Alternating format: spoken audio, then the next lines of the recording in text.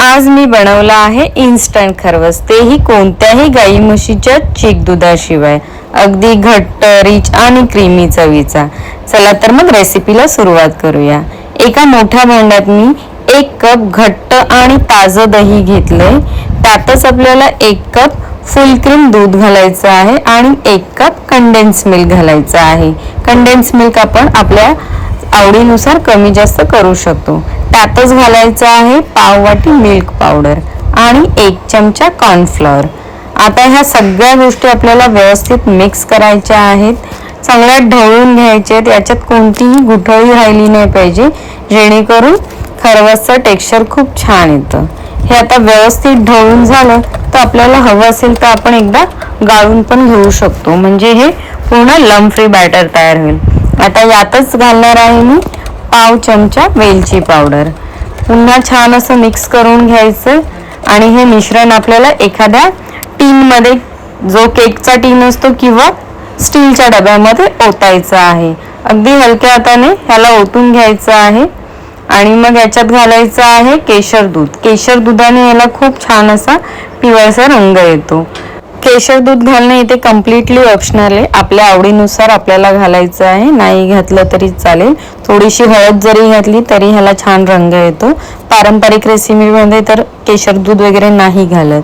मी पारंपरिक रेसिपी पण बनवली आहे खरवसची, त्याची लिंक मी डिस्क्रिप्शनमध्ये देईल, तीही नक्की पहा. खूप छान झालेली आहे ती पण. आता यावरती जायफळ किसून घातलेले आहे. जायफळ किसून घातल्यावर ह्याचा रंग दिसायला पण खूप छान दिसतं आणि जायफळचा अरोमाही खूप छान लागतो या खरवसच्या रेसिपीमध्ये.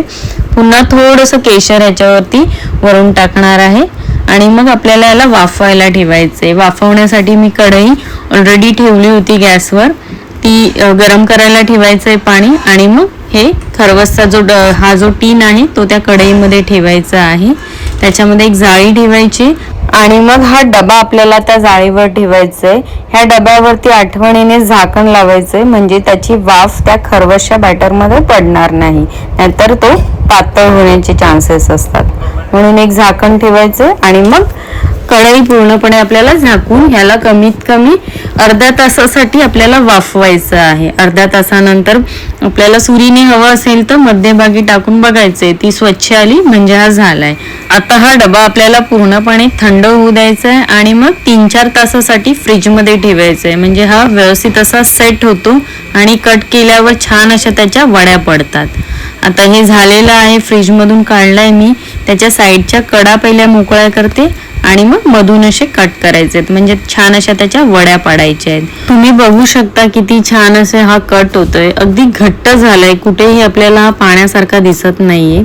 जसं पारंपरिक खरवस बनवतात चीक दूध वापरून, तसंच याचं टेक्स्चर आलंय आणि अगदी घट्ट वाड्या पडल्यात. चवीलाही तेवढाच रिच आणि क्रीमी लागतो.